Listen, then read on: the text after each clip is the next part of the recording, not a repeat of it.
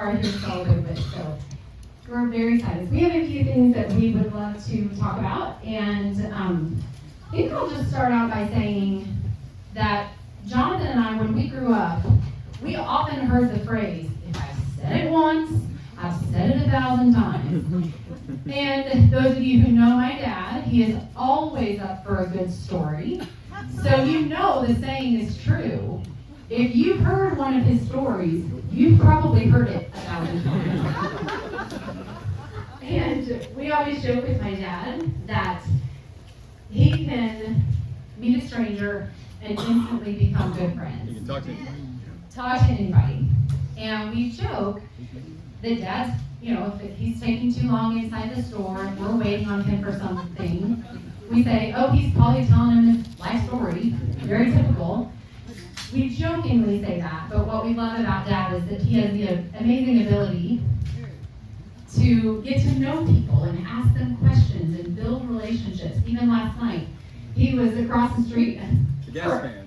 Yeah, the gas man came over. Gas man came over, told my dad in his 30 years of being in business, it was the most interesting customer he's ever had to talk to. It was supposed to be just changing the meter, but it was But Dad came in and he's like, man, that's such a cool guy. We just hit it off. And we're like, of course you did. Big ass man. But anyway, we are not going to allow my dad to come up and tell you his life story. Instead, we're going to share our rendition of his life story for you. So, so for the sake of time, we won't have him come up here, but we're both just kind of do this back and forth. It's nothing formal, but here's our version of it. So Ray Wesley Skanes was born March 22nd in Houston, Texas. He was an only child. 1950. An only child, too, if you can imagine that. I know that's a shocker. Born to a plumber's son, he moved our grandpa moved the family back and forth from Texas to California 3 or 4 times growing up. I don't know how many times, but I do know that Dad attended, 13 schools before he graduated, so he was always the new kid. And being, I think, the new kid is what helped him learn to talk to people so quickly and get to know people so well, because you kind of have to do that when you're in that situation. Grew up with lots of family, lots of aunts and uncles and cousins, and I had a pretty normal childhood, I think, to that point. So we're going to start with one of his first big moments in life, which we're going to go to 1965. You were 15 years old and used to attend the dirt track races in Vallejo, California, I believe, right? Those are the dirt track cars that do the round circle racing. And he had an idea one day. He went home and built a model of one of the race cars, down to all the details with the number and the sponsors and color. Pretty much an exact replica, and you guys have probably seen some of those up here, but he ended up giving it to the driver, and the driver was very excited about it, and all the other drivers in the pit saw it and thought that was so cool, so my dad, his entrepreneurial spirit kicked in, and was able to do a couple more cars, and discovered that he was not only good at it, but he really enjoyed doing that stuff, and I think that's really how his first initial creativity started on his career path. Cool story about that, I think it was the 1990s or early 2000s. You reconnected with Del Quinn, the driver, and actually found out that Del still had this car. So, it's one of my dad's most prized possessions. Del ended up giving it back to my dad, so he cherishes it. And actually, he's really taken on more of the model car hobby later on in life here. In fact, my room is no longer my room. It's Dad's hobby and junk room, but it's super cool that he's able to do that. 1967 in Dickinson High School, another life-changing event. He met my mom, Connie Humphrey at the time, in biology class. And he would always tell us he sat behind the cutest girl in school. And one story we always heard a lot of, he fell asleep during class, and he was startlingly awoken by the bell. When he lifted his head up, there was drool hanging from his mouth all the way down to the textbook. And he's sure that's when Mom fell for him. They started dating soon after, and Dad continued to improve his craft as a painter painter while working with his dad in the plumbing business. In 1968, at the age of 17, another life-changing event happened. You probably have heard this story. He picked up two hitchhikers on Gulf Freeway coming home from work, and as he was supposed to drop them off where they said, they ended up pulling a gun out on him and said, "Keep driving." And my dad was kidnapped at that point, driven all the way across Texas, left in the middle of the night, in the middle of a desert field with nothing but a pizza cutter. That was the protection that they left him, but they had robbed a pizza store right before my dad picked them up. And Jonathan and I have a theory. Yeah, we always joke that, these two kidnappers had him, and after 8 hours, my dad probably talked their head off. And they were like, for God's sakes, let's just take this guy's car and leave him here with his pizza cutter and keep on moving. And that's what they did. They actually ended up taking his gold 66 Mustang he just got, he was so proud of, took it to California and rolled it over like a couple of idiots and ended up getting arrested and were incarcerated. But we're so thankful that God spared his life that night for us. Dad was attending college at the time, and as you can imagine, his textbooks were in the back of his car, or trunk of his car, and the professors had never heard an excuse like that before. I think one of them even had to say, I think one of them said, "Well, now I've heard everything." One asked for proof. He had to bring the newspaper articles in to prove it. And if you have not yet taken time, if you're able to before you leave, we have a lot of memorabilia up here, and lots of newspaper articles about his moment of fame, being kidnapped, And of course, in his moment of fame, no one can spell his name right. It's spelled Stains or Stains or with a Z. It's all over the place. But interesting. So. After that, Dad decided he was done with college, and he was making enough money anyway on his own, painting signs. And another life-changing event happened. In 1969, he decided to join the Naval Reserves. He was hoping to avoid the draft at the time, but he was sent to Vietnam anyway, where he served for a year aboard the minesweeper, on a minesweeper boat protecting the Saigon River. So we have a few things here, his Navy things here. So thank you for your service, Dad. Yes. And one thing too that's so cool about my dad, he's really proud of that, being a veteran, and we are too. But if you don't know if you guys know, he's really been in touch with a lot of the sailors and reconnecting them, hosting a reunion, and it's really really cool he's done that. One other funny story though, and he wasn't Vietnam, I can tell you. One day I guess it was the mess hall, and he found out they were serving steak. He was really disappointed because he did not like steak. And I think one of the guys said, "Well, man, who doesn't like steak?" And I think that he ended up trying the steak. Well, turns out his mom, when he was a kid, used to serve him liver and onions and call it steak. So when he finally actually had real steak, real beef, he learned he liked steak. So we always laugh at that. I still think he likes his steak way too well done these days for me, but that's okay. In 1971, he married my mom, which we say is the best decision he ever made in his life. Yes. His first job was working for an industrial painter, where he began lettering oil tanks. And as newlyweds, they had their priorities straight. They bought a used car, a used mobile home, and a brand new boat. We sure are glad he did though, because we had a lot of great memories growing up on that boat. Dad started Signs by Ray officially 50 years ago in 1972. And at the time, he rented a 20 by 20 wooden shop on Highway 3 for a total of $30 a month. In 74, Mom and Dad moved to Lake City, where they bought the plot of land where they still live to this day. Dad moved so much growing up that it was important to him that when he had a family that he would settle down and be in one place. And it did. Yeah, we're very thankful for that, because we're able to know so many of you people being here. All of our friends and customers being here for so long. We didn't move around a lot as kids, and so when we come home, it's home. I was born in 1974, and 11 and a half months later, on purpose, my brother was born. I didn't realize what a feat that was until my oldest was 2.5 months old, and I did the math, and I called my mom, and I said, Mom, you're a bigger woman than I am. I did not imagine doing that on purpose. Yeah, and of course I was born in '75, so I've been there a while too. But Dad built the shop on that plot of land. It's still where he works today. Many of you guys have been by there. It's a super organized and neat shop all the time, but it's very productive, and it's so cool because he does amazing things out of that shop.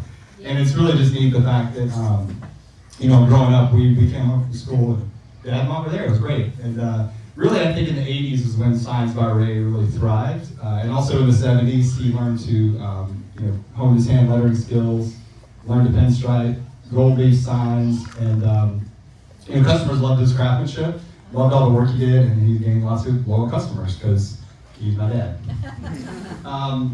Big life-changing, well, I wouldn't say life-changing event, but a big part of his sign-changing event business was, I think, back in '82.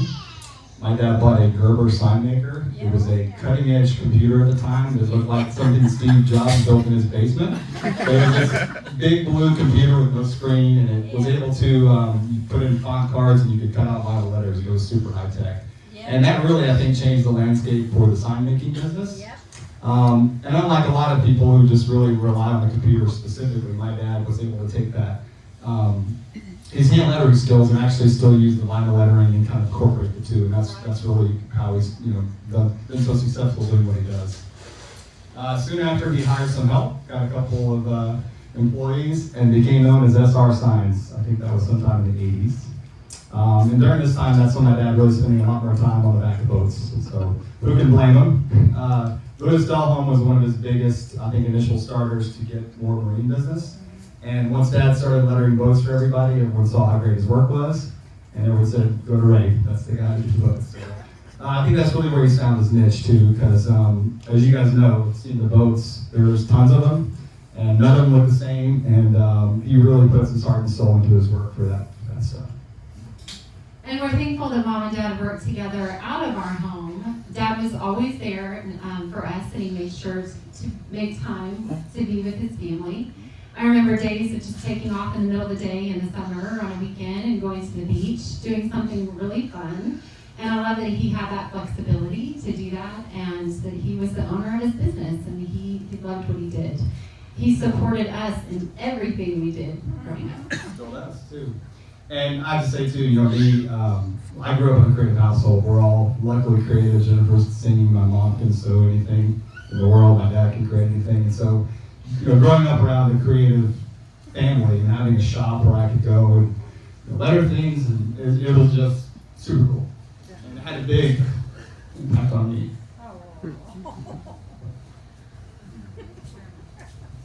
Okay, yes.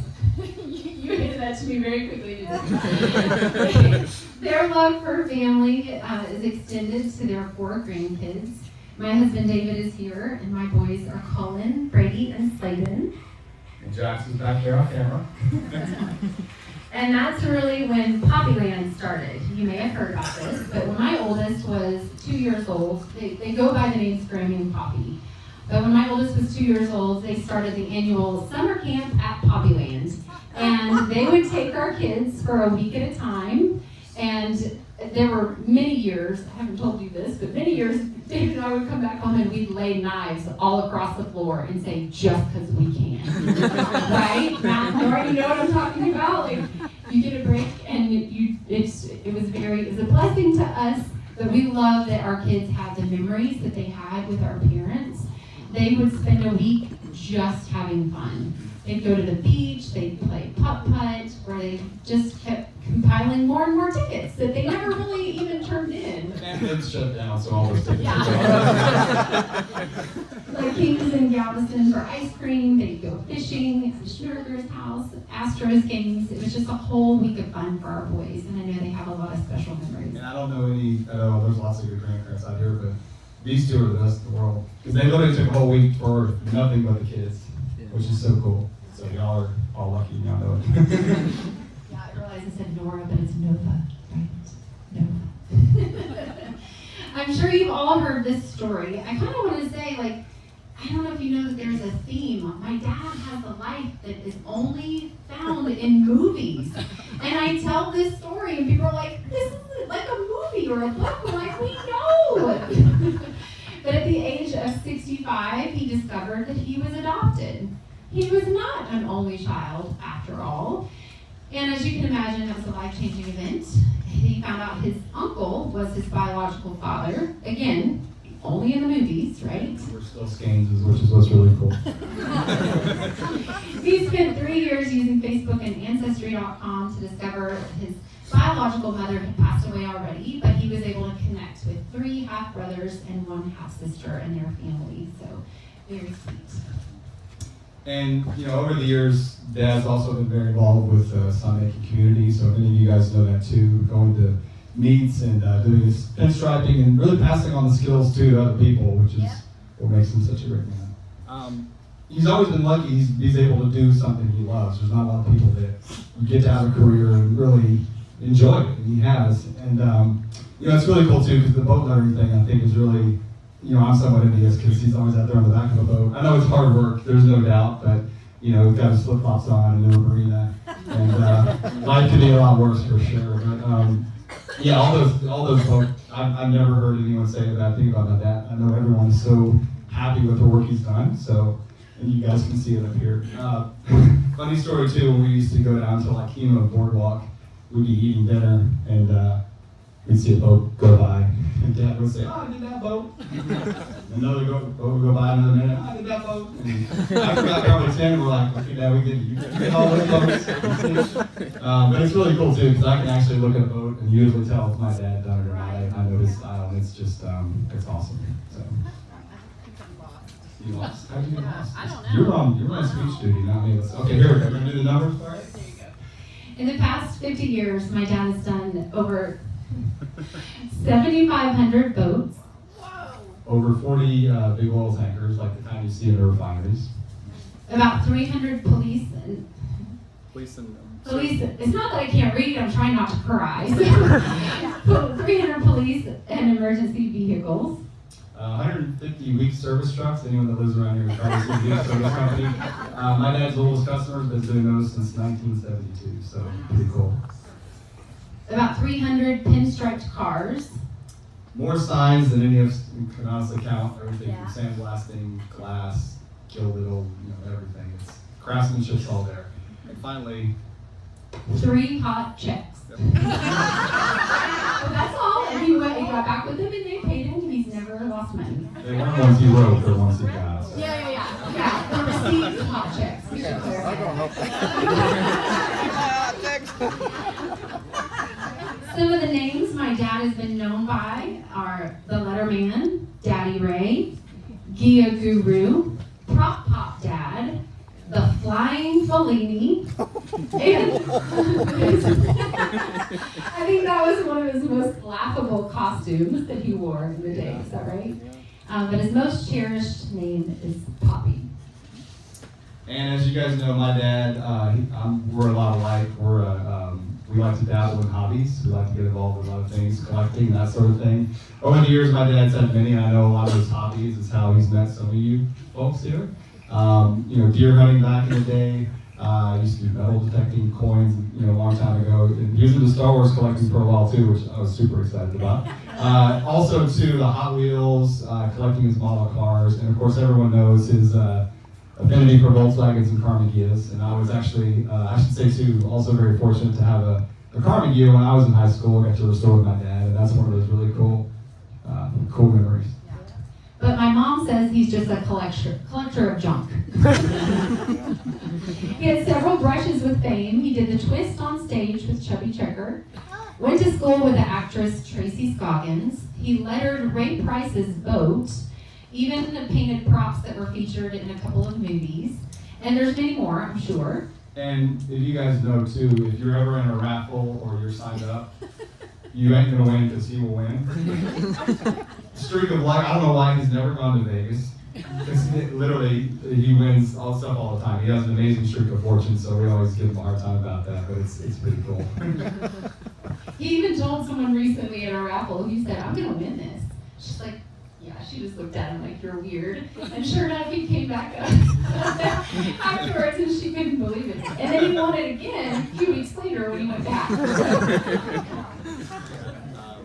But yeah, and really, I think we want to make sure we know this party is really celebrating his business, but also it's about the man he is. So, we appreciate all of you who have kept him in business all these years. We know we wouldn't be here without you.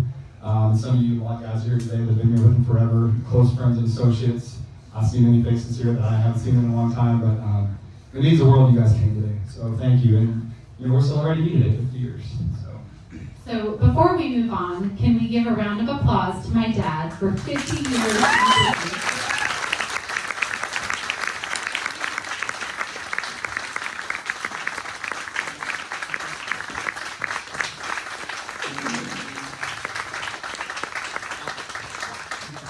Okay, so I'm doing really good because it's not a eulogy. This is really it's a celebration, and I was like, I'm trying so hard not to cry. We went through this twice last night. I think we're doing pretty good though so far. But we would also want to recognize that we all know this would not be possible without this woman right here.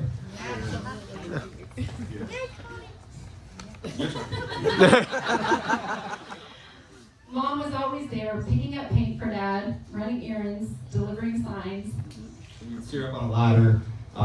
She's still getting on ladders too, because she's got injuries here. But always there to lend my dad a hand with whatever needed, running the books, running errands, putting up with all of his junk around the house, keeping him organized, all those things. And so, they say behind every great man is a woman, and there's no doubt my mom is that woman. So.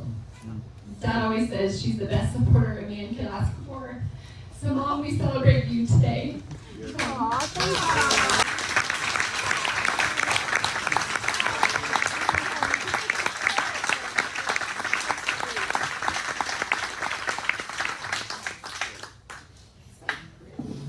Okay, so we have my son Brady is going to come up and share a quick poem real quick, and then we will open up the floor for anyone if you would like to say a few words on that. Let me just first acknowledge about the cake over here. Again, if you have not had time to come by, my cousin Tracy made this cake for my dad. She's extremely talented as well. And I love that when her husband found out she was making a cake for my parents, he's like, oh, making a cake for a family of artists. No pressure. But it's brilliant, and it's a scene of a favorite truck that my dad had, and the detail on it is just incredible. So Tracy, thank you for doing that. We will cut into that very soon. And just a real quick thing on this poem. So this is a poem that was written in Slimecraft magazine back in 1982. It's a fantastic poem. I have to say that we did modify it a little bit to be more specific for my dad. But we'd like Brady to come up and read it here this time. So thank you all. Okay. This poem is called Ode to a Sign Kit. You sit forlorn on the old shop floor. The time has come, I'll need you no more. For 50 years, you were at my side. You were my companion, my helper, my pride. I contemplate your battered shape, one corner patched with masking tape.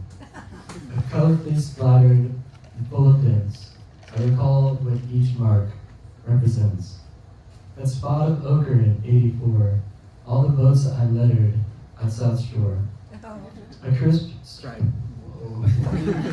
A crisp stripe of brilliant blue on a city police car for Officer Drew. Some gold leaves sticking to the paint, a double pinstripe on a fuel tank. An errant blotch of fire red from all the boat names, so many red. My eyes now o'er your contents run. I touch each object one by one. My favorite fish, that old snap line, the half-filled can of turpentine. That well-worn maustick, broken chalk, my dear old friend, if you could talk. Squeegees, ounce bags, charcoal sticks, all needed for a sign man's tricks. These worn-out quills, not thrown away, lie on the bottom in disarray. Like friends from whom one cannot part, each left a warm spot in my heart. Let others choose the factory call, confinement of an office wall, or jobs monotonous and drear that never change from year to year. Give me the breeze on a summer's day, the smell of a marina in Nassau Bay. The heaty breeze, sun and sky, suspended on a scaffold high, where birds approach to criticize, ensuring that I dot all the I's. So, misty-eyed, I close the lid, never regretting what I did. A life of memories I have made, having picked the Sideman's trade. Oh, wow.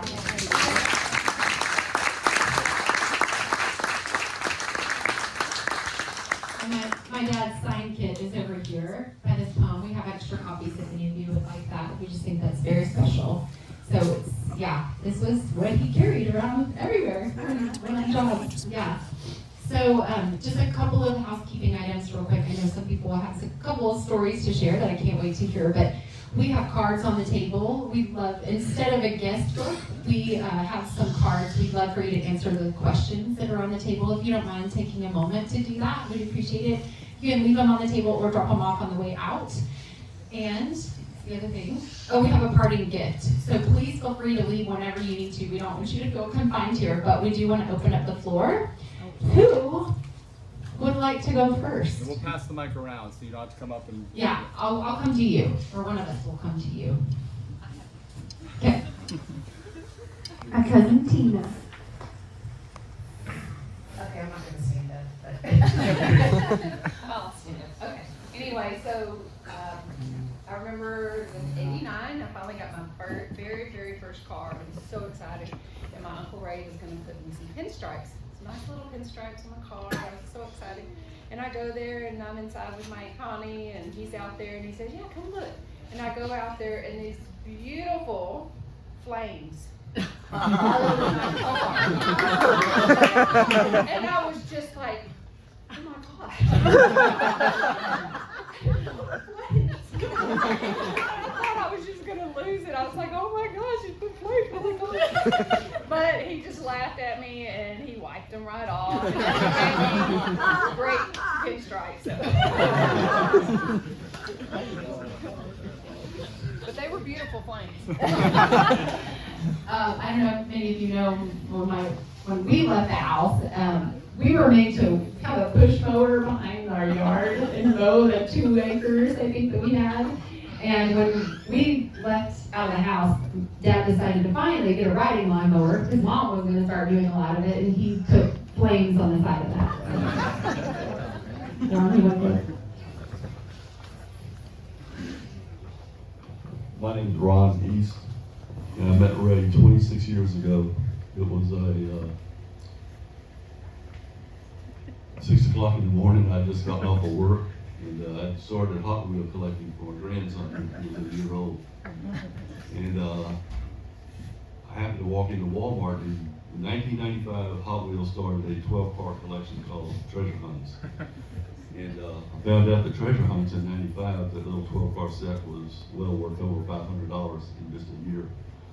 So they only made 50,000 sets worldwide, so getting any of them was going to be very difficult. But in '96, they made another Treasure Hunt set, and of course they made hundreds of thousands of sets since it went so well.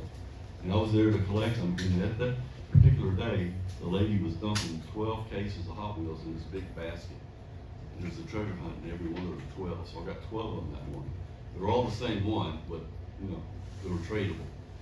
So I left, not knowing that about a half hour later, Ray was going to show up at the same place.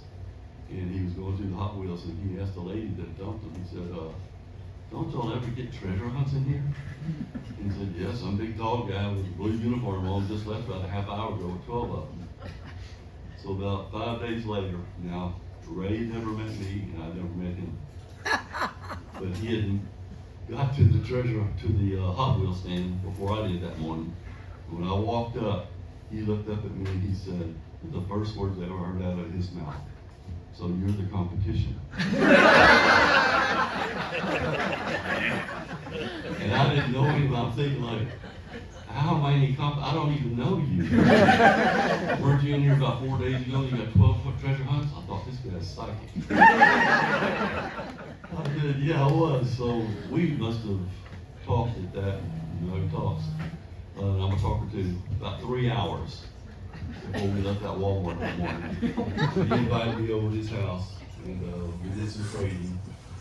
And we've been friends ever since for 26 years. Another note is that the day that Ray was being kidnapped, I was jumping out of an airplane from 1,250 feet. I'm here today, but my parachute never opened. Oh, wow. On that day, we both had a life and death experience, and so we're kind of knitted together right there too. Wow. I forgot about that story, Mom. Anyone else?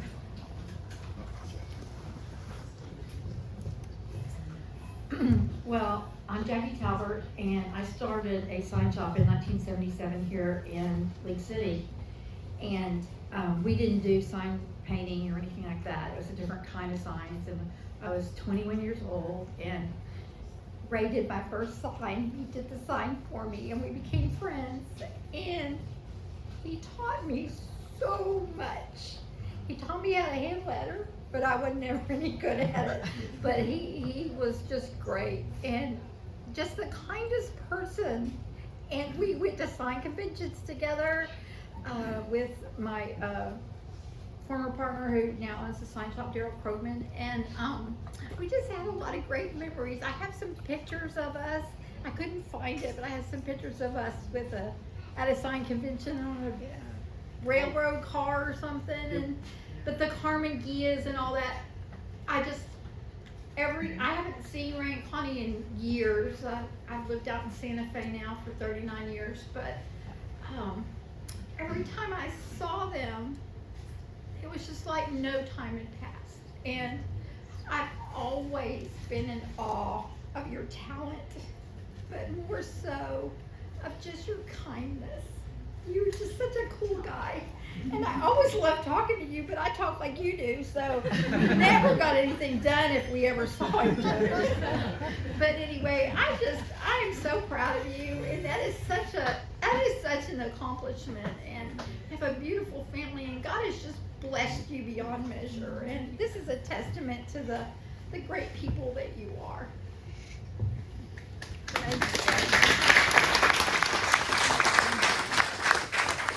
Anybody else? My name's Don Atwood, and I guess I met Ray because he moved in next door to my aunt and uncle, which were some of the coolest couple of people I've ever known, and I think Ray probably agreed to.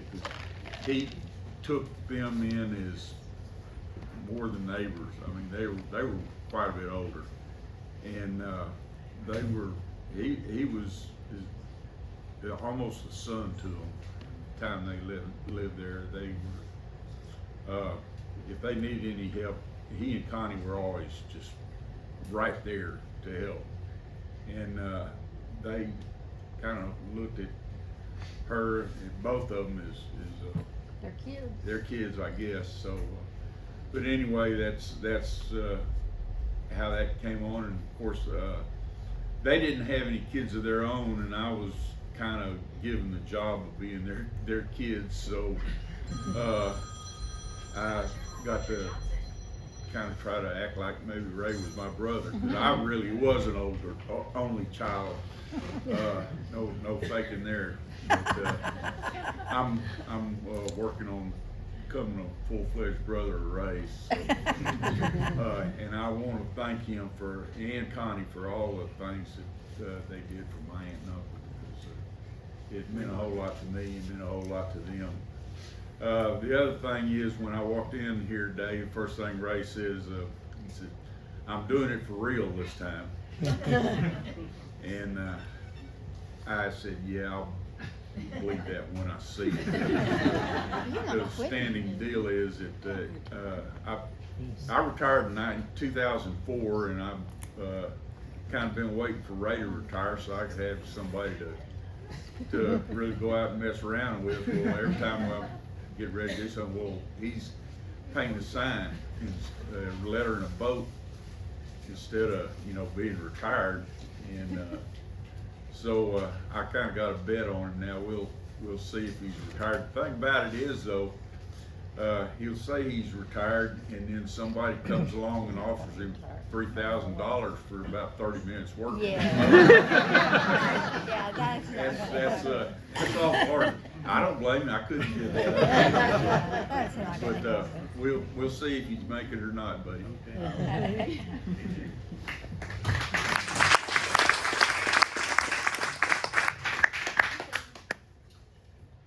Well, good afternoon. My name is Chris McLaughlin, and I am a longtime friend of Jonathan.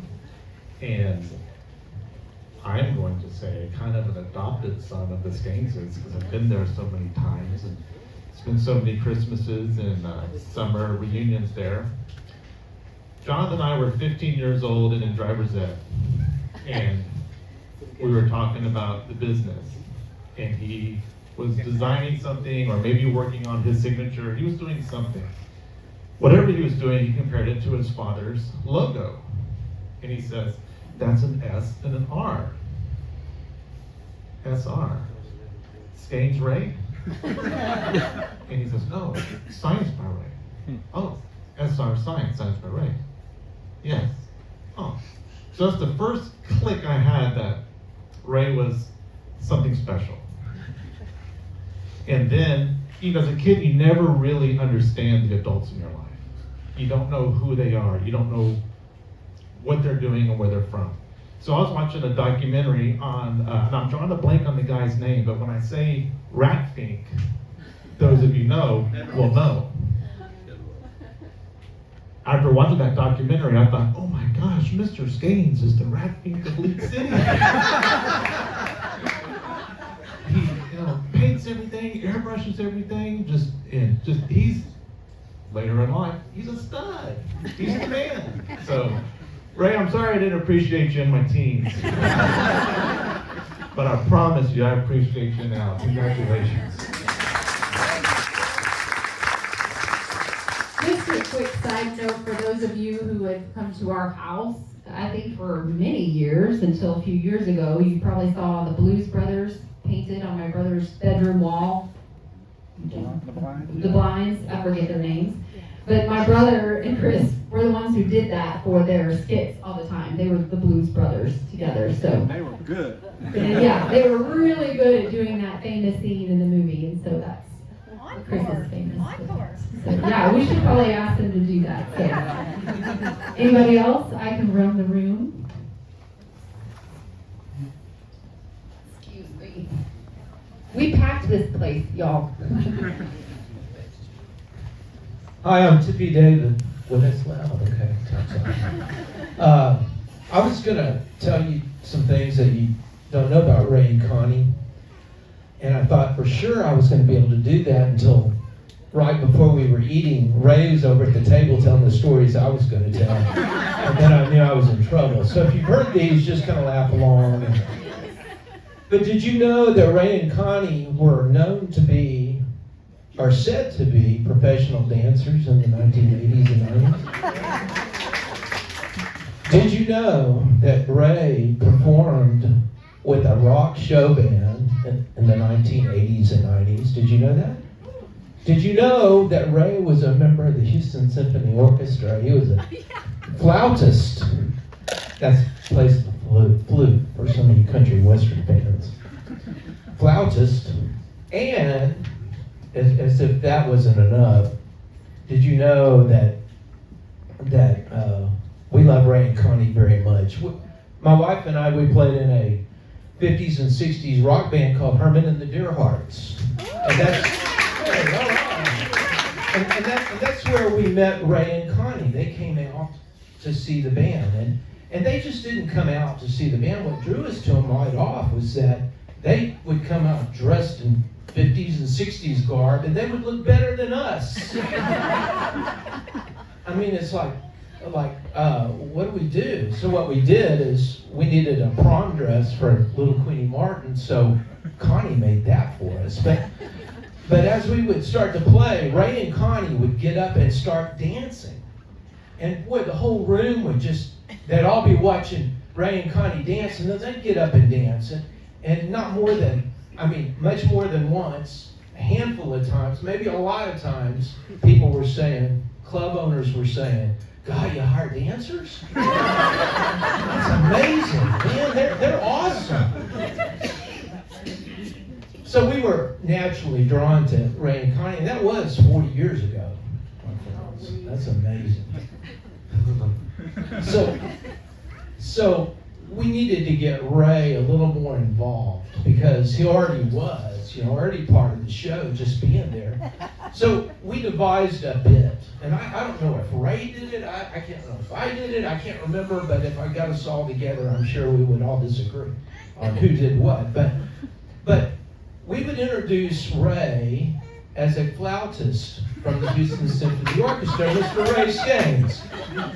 And we would do the song Nights in White Satin. Anybody remember that song? Oh, yeah. I'm going to step around someone kicking. So in the middle of the song, it builds up to this flute solo. So Ray would come up and we'd hand him a flute, and Ray would be like, he'd be like, and he'd be getting into it, and he's holding the flute. And then comes his big moment, and he picks up the flute and begins to play. Only it was little Queenie on the synthesizer. And he's playing, and he's doing this, and he's doing that.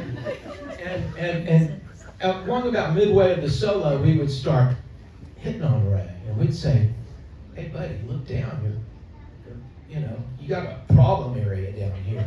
And he flies undone, and he of course would be like, oh yeah, and he's playing, and then finally he would stop, and he would look down, and of course the solo would keep going. And that was it. So we also learned something through this and what we learned was that not everybody always pays attention to the band, because I don't know if it was a year later, I don't know if it was a week later, we did it so many times. We must have done that bit 50 or 60 times easily. Ray's in the post office, and this guy comes up and says, aren't you Ray Skanes from the Houston Symphony Orchestra? Recognized. That only happened to me once.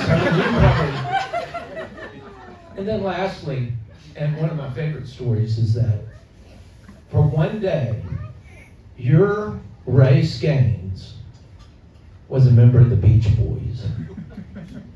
Do you remember that? I got you. Okay, so we're playing at Lake City Park. Right down here is probably 1996, 7, 8, something like that. And hadn't seen Ray and Connie in a while. And so they came out, and they looked great. Except I was like, Ray? And we're all like, what happened to Ray? He's got this full beard. He's got this little cabbie hat on. And we're like, who does he look like? Who is that? Mike Love of the Beach Boys.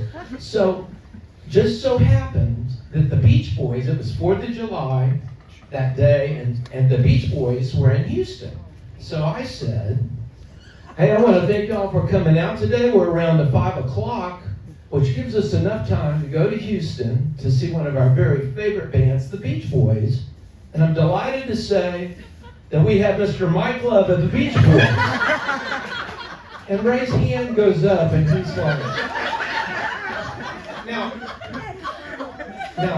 the best part of this was yet to come, because 80% of the people there doubted what I said. But also, 80% of the people over the next 30 minutes to an hour would walk by, just kind of get close to Ray, just to make sure that I was kidding. And then they left, and they weren't even sure I was kidding. It looked just like Mike Love and the Beach Boys. But we had some great times. It's surely a highlight. We talk about it all the time, right? Whenever I talk to those people, because they're going to see each other much. But thank you for the love over the years, and we send it back to you. And congratulations on 50 years, and the best is yet to come, buddy.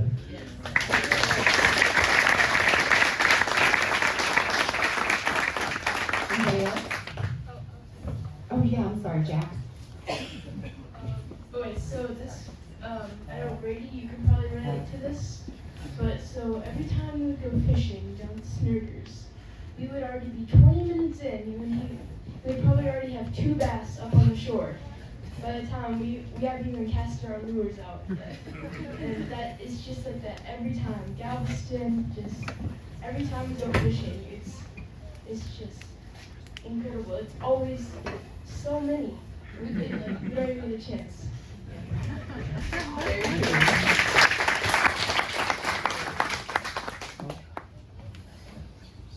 Anybody else? Don't want to put anybody on the spot. Bill, yes. Since I've known Ray for a long time, and I got started in the sign business, and I got started specifically in the boat lettering business.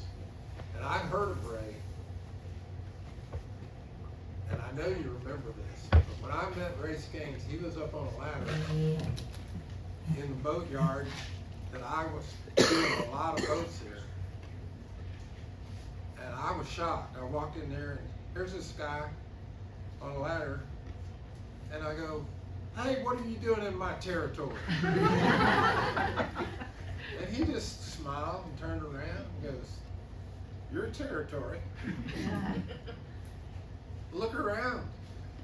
There's enough boats in here for both of us."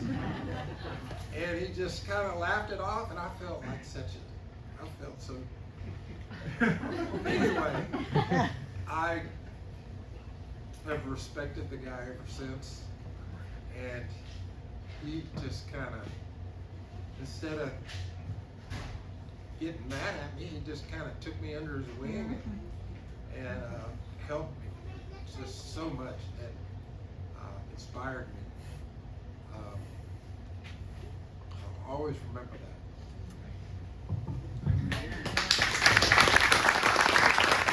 Thank you, Bill.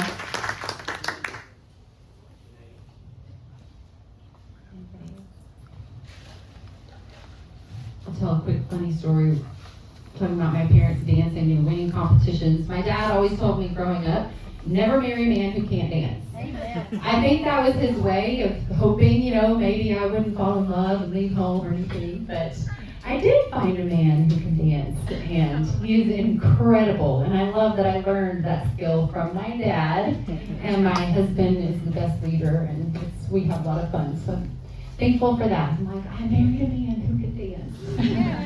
Anybody else before we wrap up? You want? Oh, yep. Well, I'm Robert Schnurder, the one where they all come out and go fishing. And I first got to know Ray back in about 1981. And Ray helped me in 1985 when I ran for city council. We were making signs, silk screening signs in his shop. And we would go dancing together to see Herman and the Deerhearts because my wife went to Milby, and I think they went to Milby. And so Terry Gill, that's sitting back here in the back, was part of our group, and then we had Roger and Dixie that was always there, and so we kind of did a lot of things together, and Ray really helped the FFA. I was an agriculture teacher, my wife an agriculture teacher. Ray was very instrumental in helping the FFA here in the Clear Creek School District, and for that we were really grateful for having him. And one of the things now that I enjoy, he comes out to the place, he brings the grandkids with him, and they're always out, and I watch them grow up. And Ray will make sure he's there so they can catch fish. And he come to me and said, "Doc, can I come back out because it's just not catching the fish?" I said, "Oh, come on." So he'd make sure he came every day till they caught fish, right? And so the greatest moment was when he finally got him where he caught a fish. And he said, "Man, that made my day." And that's what we enjoy now. Ray comes out, we sit at the barn and talk and carry on and reminisce about old times and talk about old times and all. But he's a super guy, a super person, and just a great friend to have around. Thank you. Thank you, Robert. Thank you, Robert.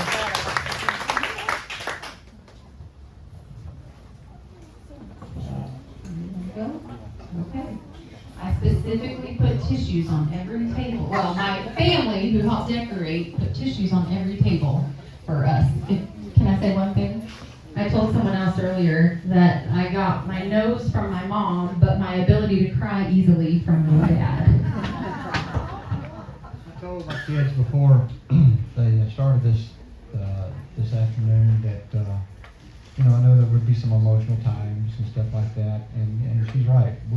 We are kind of emotional, but I told them, I said, this is a time of celebration, and we're thankful for you guys taking the time to come here for us. And I said, but when it starts getting a little emotional, I said, just remember, there's no crying in baseball. So just think about that, and what I really want to say is, of course, thank you to my family, thank you to everyone that's take the time to come. But my biggest thank you, of course, is this lady.